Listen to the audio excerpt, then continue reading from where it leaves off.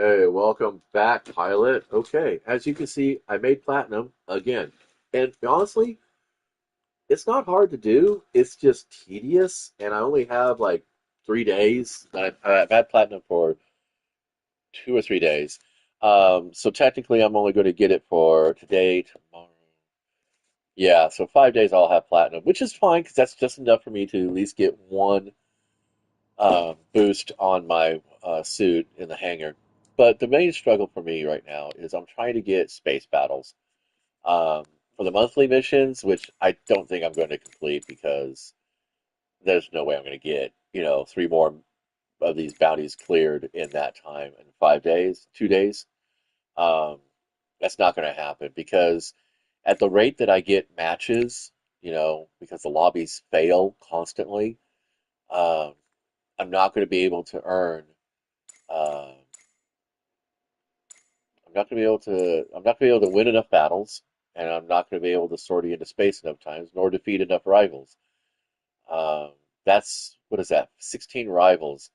That's 16 games I have to play between now and tomorrow, because I think there's only 30 days in September, if I remember correctly. That's not what I want. Where's my calendar? Here we go. Yeah. What?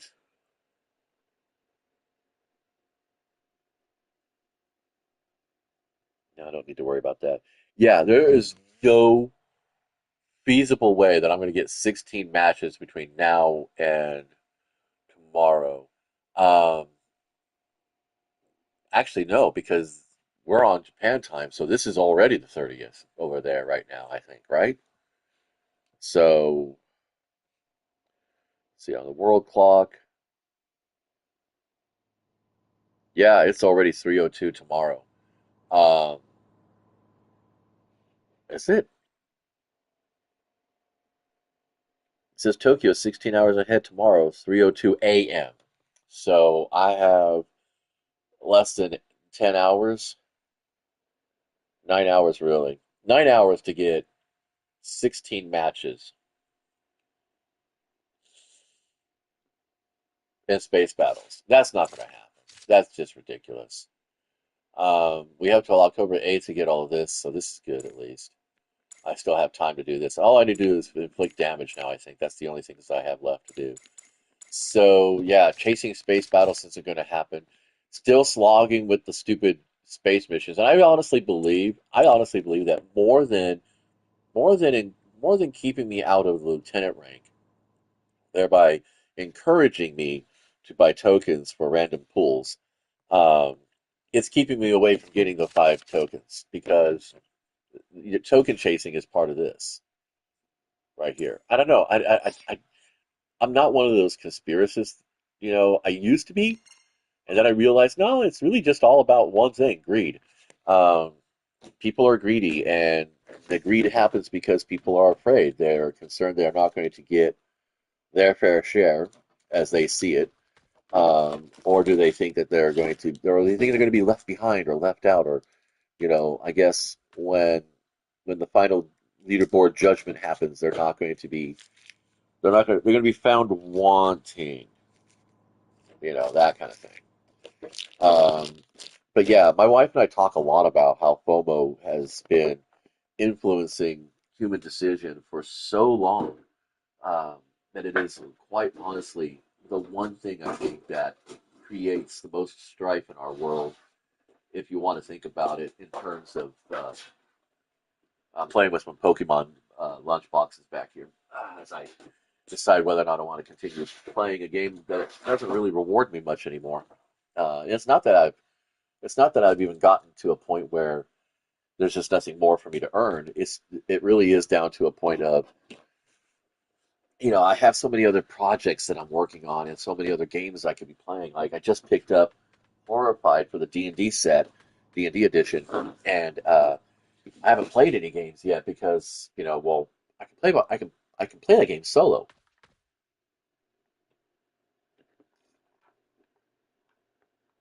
A lot of the games that I buy, I can play solo, and I've actually figured out how to play solo Old Maid. Believe it or not, I made a game that you could play Old Maid or games similar to Old Maid solo, and it's not hard to do. Um, I just, Making preparations for sortie. I think honestly, if this was a offline single player game, you know, primarily, um, one, I would definitely pay for this. I would Hurry up definitely in one pay piece, okay? for it. I mean, I Here bought to Code sortie. Fairy. I haven't even completed it yet, and I still play it. It is actually kind of a lot of fun. I just don't broadcast from it because lots of people out there have already done so, and they're not really talking about strategies or anything like that. The game's not hard, honestly. Um, but there is no true single player experience here except for the simulator, and then it's like you can keep playing it, but what for? Let's be honest. We play games like this, these collector games, because we want to collect. And when you announce it as free to pay with, the pay to gotcha, the gotcha model in there, it's kind of like it feels a little bit underhanded and dishonest. A little bit insulting and dishonest is what I'm really thinking about. And I think that's really the biggest problem with it. It's kind of like when you go to like an import store, and this is not just anecdotal. This is something that actually happened to me. In my neighborhood, before I moved back to this neighborhood, there was a string of a strip mall, and they were all import stores.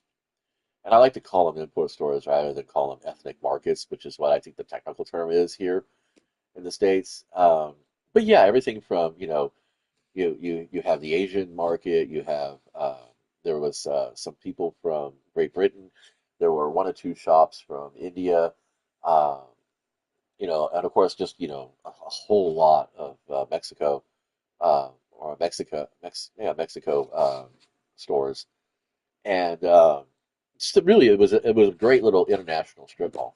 Um, and I went into this one Asian shop, uh, touted itself as Korean and Japanese imports, and I saw an F-91 Gundam model kit, and I was like, and it said HG on it, and I was so still pretty relatively new to Gunpla in general. The only other shop that I ever bought from was a mom and pop shop, uh, and uh, every month, he had somebody who would go to Japan and buy kits and bring them back, or ship them back actually. And so I had that importer's markup on there. So like a $20 kit in Japan ended up being something like $30 to $40 here in the States on the shelf. This was before Gundam Wing came out, and Toys R Us started carrying Gunpla. Um, and we still had a Toys R Us in America too, by the way. So this will age this really well. So I picked up the F-91 Gundam, and I was like, I never heard of this series. And the guy behind the counter was like, just there to make the money, did not have any information for me or anything like that. And I felt the kit, and I noticed that it felt a little bit weird, like the card for the box wasn't as strong. Um, and of course, there was no English translation at this time for any of the kits, so I couldn't read the kanji or the uh, katakana, hiragana. Again, I can't pronounce. I can't remember what it was. But anyway, yeah, lots of Japanese writing all over it. Um, I saw the letters HG, and I thought I saw in my brain I read the logo as Bandai, but I noticed it was a different color, and I didn't really pay attention to that. Again, like I said, I was just so damn excited, and we were admittedly in a little bit of a rush. There was someplace else we had to be. The kids were getting kind of fussy, and so you know, I ran in by myself, grabbed the kid because I saw it. Because they said I saw Gundam posters in the window, so I was like, oh, there's a Gundam shop down here. Let's check it out. So I grabbed the kid, get it home, and immediately I realized that I had bought a knockoff and not have realized it. And that feeling of betrayal and disrespect and disappointment, and then you, of course, you start shaming yourself like, you fucking idiot, why couldn't you take 30 seconds extra just to realize that Bandai has never made a kid with an orange logo. But then, like I said, I was still pretty new to buying kits um, from Bandai. A lot of the Japanese model kits that I bought from my LFG um, was, they weren't always Bandai. They were Tamiya. They were all kinds of other kits and stuff. A couple of brands that I can't even pronounce, but they made like really these really crazy robot models. Um, so, I didn't really, I wasn't ever, was not a Bandai Gunpla focused buyer or builder at the time. So I was like, okay, well, maybe this won't be so bad. The worst case scenario, there's a dead bug inside. Because I have gotten foreign market model kits before from, from flea markets. We have a couple of flea markets in our town and around the area. And I have bought model kits secondhand at, yard sales and swap meets and flea markets. And there's been like a dead beetle or, a desiccated, cockroach in one or two of them. So I was like, okay, worst case scenario, there's something dead inside, big FT. And I open it up, and I don't even have to take the runners out of the plastic bag because I can see that the plastic is shit. Um, and actually, one of the runners literally broke as I pulled it out of the bag. Fortunately, the parts were for the most part pretty okay. I tested a couple of runners, because they were molded in plastic, just like a gunpla would be, but you could tell that the red wasn't that deep, rich, you know, Zaku 2 Char Aznables red or that RX-78 Torso red. Uh, uh, you could almost, if you held it up to the light, you could literally see through it. And I have built many of domestic model kits that had plastic so thin or so unpigmented that they could have been translucent pieces. I could have put grain of wheat lights behind this. Again, this is so old that we didn't have inexpensive access, inexpensive ready access to LEDs. The LEDs existed, but they were mostly red or white, and they were uh, they were very hard to come by, and they were expensive. So grain of wheat was the or grain of rice, the little tiny bulbs were what we used, and they generated heat, so you had to be careful. A lot of kits that came with grain of wheat or grain of rice light bulbs also came with some kind of a foil adhesive that you had to surround the bulb with, and that was not just for refraction; it was also to protect the plastic um, if you let them running for a long time. But anyway, the point being is that this was, it was very obviously a knockoff. The plastic was very, very cheap. I did build the kit. The press fit was decent, which makes me think that somebody probably got hold of the mold and was just shooting shitty plastic through it. Um, None of the Your parts were team's ready. warped. Like I Final said, point I've time. built many domestic kits that had, really inferior assembly. And, oh, shit. Okay. We're at 650s here. I did the thing. But anyway, yeah. So that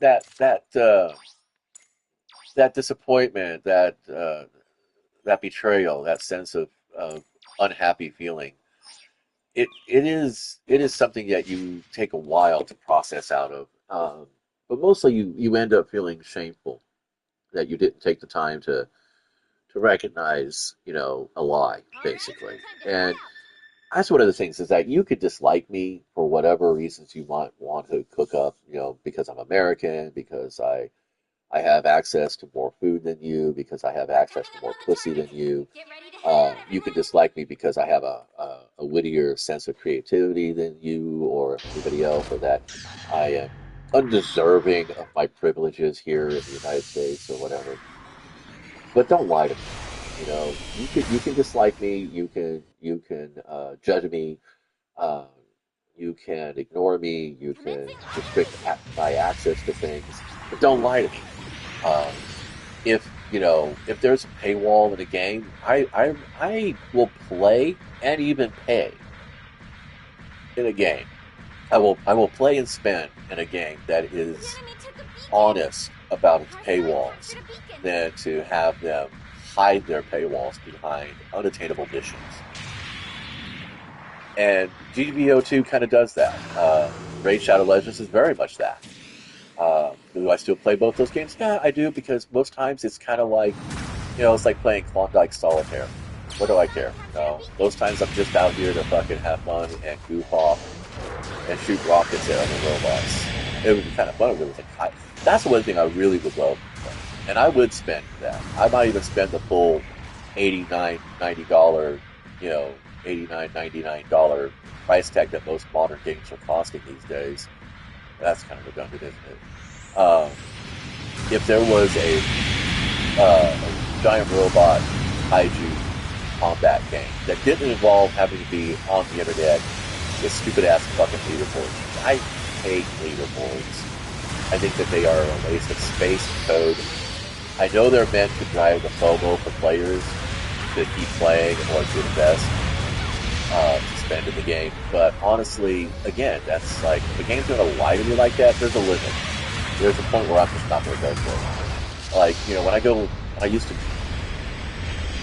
gamble, I had to hesitate there for a minute because I didn't get out to gamble much in my youth. But when I did, I don't lie to me, in that sense that don't tell me that, I have good odds when in fact I really don't. I know the house has to win. I'm not afraid of that. Uh, I don't shy from that. In fact, it's important that the house has to win. Otherwise, there is no game. There is no house. You only play if there's a house to play. And they have upkeep costs and everything else. So, like, when Code Fairy came out, I was like, well, I'm not going to spend in GBO2 because that is a digital game that, honestly, I don't feel like paying a table fee, basically, for something that's going to end up costing me more money. Um, so I bought Code Fairy as my way of being kind of like contributing to the whole GBO2 Bandai, uh, game progress. Right on, guys, right on. Yeah. Am I at a rated match? I think I am. There goes my C rating. I wonder if they can see me. But yeah, that's basically it. So I'm kind of getting to that point again where I think I might shelve GBO2 for an indeterminate amount of time. I'll still play Code Fairy because, I mean, that's still fun. I'm a little burnt out on Zaku's, though, and Goofs. As you can see, I don't really play them unless that's like the only thing I know I can get to in the list. I mean, there's other suits to try out, but yeah. And it wouldn't be so bad. Honestly, I wouldn't be so upset about, you know, all the maps that I lose against. Um, if, in fact, there was a faster rotation of match. If the matchmaking was smoother and more consistent, if I could get uh, 10 games in under 2 hours, that would be fantastic. Because, I mean, I'm going to assume there'll be some fails here and there. I mean, it's an 8-minute match. It shouldn't take you more than a minute to get a lobby. So that's 9 minutes. So, 10 games in an hour and a half should be what you do. If you spam play, that should be it. But, that's not happening in this game. I remember in Destiny when I was paying into PlayStation Plus, uh, I could get, they were 12-minute matches even. Uh, and in 2 hours, I got the daily bounties done. I got I even got weekly bounties done in 2 hours. You got progress in Destiny, and I like that. But it's just, paying for PlayStation Plus just doesn't really feel like something I want to continue doing. Did they disarm it? Fuckers. Doing Dick? God. I didn't even show up as a bad guy. Oh well.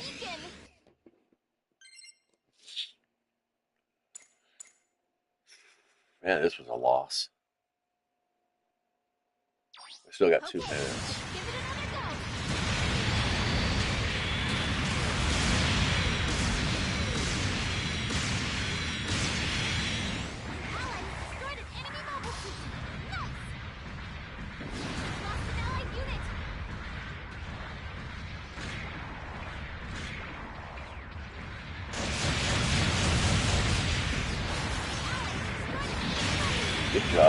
Nice to meet you, chicken heads.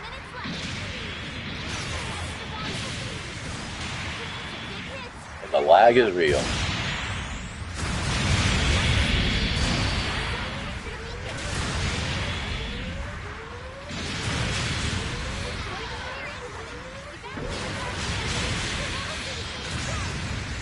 Yeah, yeah, yeah.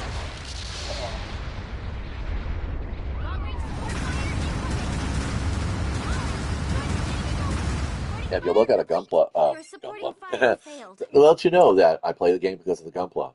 I mean, honestly, if I wasn't into robot model kits, I don't think I would have ever picked this game up because I don't even really follow the Bombardment Gundam incoming! storylines all that much.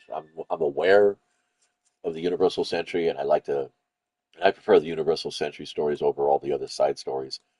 Um, but aside, I'm not out there actively hunting down 1 minute left. Keep DVDs fighting! or movies. You know, I build the suits and I customize them. The suits for me are more of a sense of Okay, expression, give it another go. like any other Allies craft, than they destroying are enemy an association with the narrative. long range In fact, communications there was a lot of established. times where, when I was building a suit, Target being aware, confirmed. like a Leo, I'm aware that this is from Gundam Wing, and yes, Gundam Wing and Endless Waltz were one of the few side stories that I got really into, to the point where Allies I destroying wasn't like enemy mobile suit. uh, talking about Fire complete. uh, the Allies plots or destroying anything like enemy that suit. with friends or anything. But we were discussing, how could we bring something like, the death size into our tabletop game Warhammer 40K. We were getting really crazy with that idea.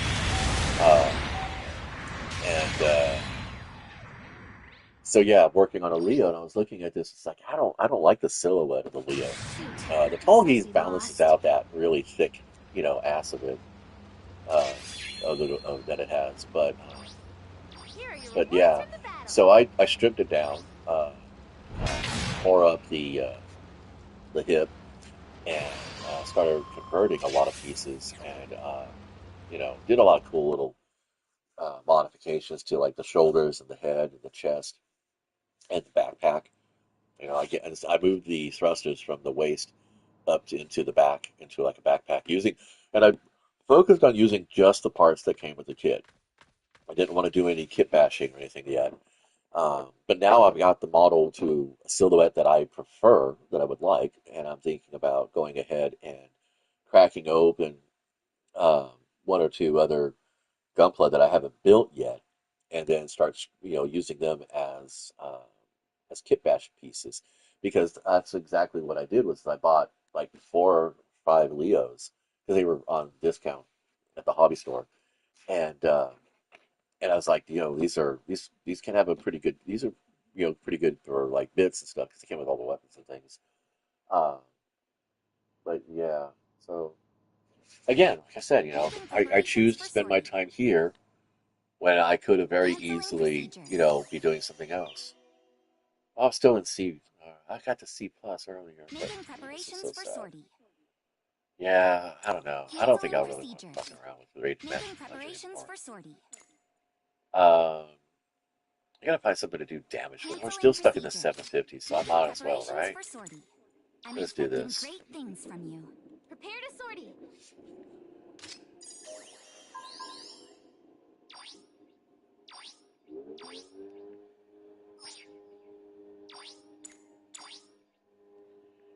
Well, my choice would be the Fenix. This is for space, this is for ground, this is for all comers. So we'll do that. We'll do the Fenix. And let's see, do we want to run. The ranged attack is the strongest attack right now. I think this is pretty balanced.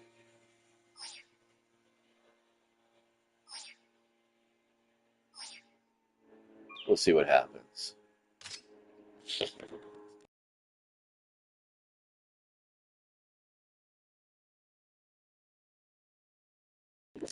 Yeah, yeah, that's gonna happen. Good work out there. I think after 3 or 4 failed lobbies, I handle either public the sorties for the game. whole camp. Wait, what? somebody Great, respond? good work out there. Oh, I handle pilot sorties for the whole camp. Making preparations for sortie. I'm come on. expecting There's got to be great somebody things out there from who wants to you. play a Prepare 750 to match. sortie. So I checked my internet before I start this game. I do, honestly. And I was pulling 40 and pushing 20. I mean, days like this where the internet's that good, going out of my area of town, because I do live in the ghetto. Uh, I really am kind of excited, and I'm thinking to myself, damn, I wish I was still playing, Destiny, because that'd be the kind of connection you'd want to take to a specialty PvP match. But yeah, I don't know. I talk about Destiny a lot because it was a fun game, and for 10, well, actually 11 years, I did play it from Destiny 1 all the way up to just this last year was when I stopped. Um, because I realized that the content they were putting out and charging upwards of $100 for was pretty much just a lot of the same. I mean, there are, I can't remember who the author was, but he said there's something like 12 plots, 12 distinct plots that you could ever write about. And for a 12-year-old game, that means every plot has happened. So that might be why a lot of game franchise, they take it as far as 10 years, and then it's either re-releases, remasters, or side stories. And I think that's kind of cool. Um, Except for Final Fantasy, I mean, even though Final Fantasy is the same plot over and over and over, protagonist, hero's journey, save the world, get the MacGuffins together, it's kind of like there's a presentation that doesn't make it boring. It's kind of like, you know, there's a couple of burger shops in my town that I like to go to, and they range in price, and um, and I order pretty much the same meal each time I go, and I'm never dissatisfied. You know what I'm saying? And there is this one meal that I think I could probably eat at least 5 days a week, regardless. You know, and it is pretty it's shepherd's pie basically. It's mashed potatoes, ground beef, and some veg with gravy, and um, and I could have that once a day, 5 days out of the week, taking 2 days off as a break, perhaps just for other things. Um, and there was a time in my life where, I ate a hot dog, a plain hot dog, an Oscar Mayer all beef frank on a rainbow bun, uh, for close to a whole year. And that was my dinner. Mornings and lunch variables. Sometimes hot cereal, sometimes cold cereal, sometimes toast and eggs, sometimes pancakes. Sometimes I go get a croissant with Swiss cheese.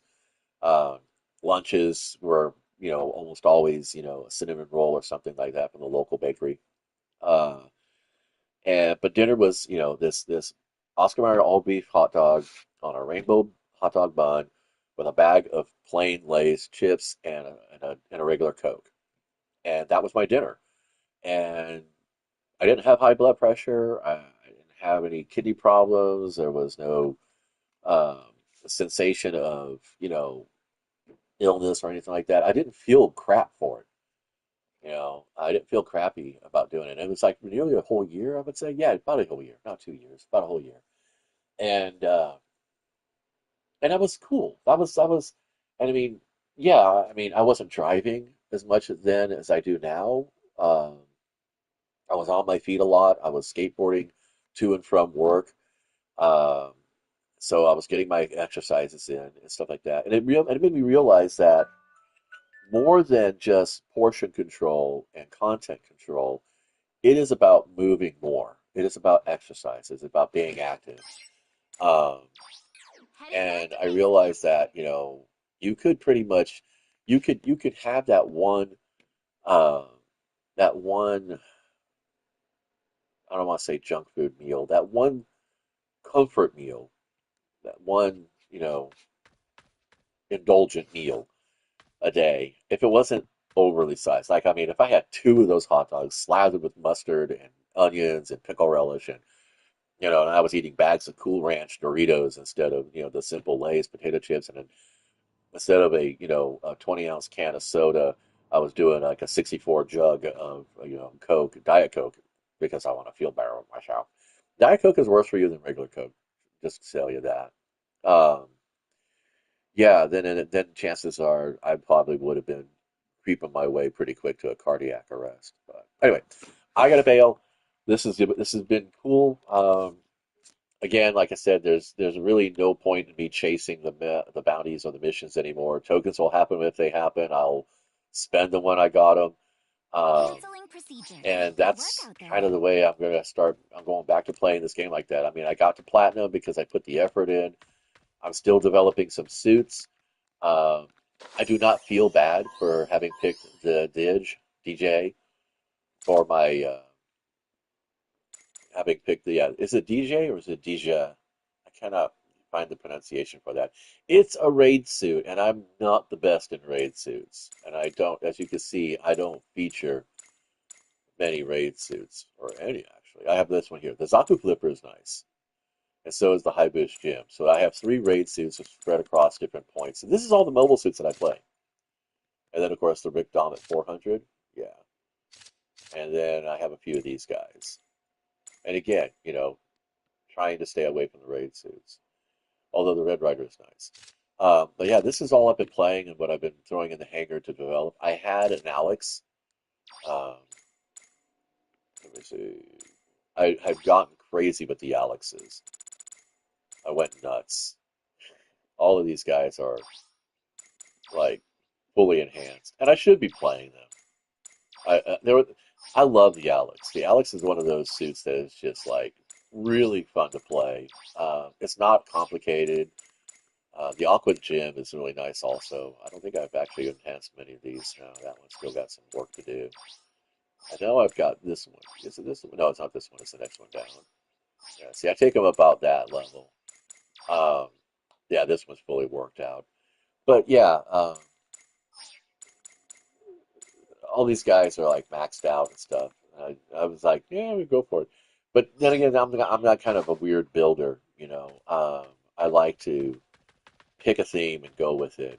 So anyway, well, be back later. You guys have fun.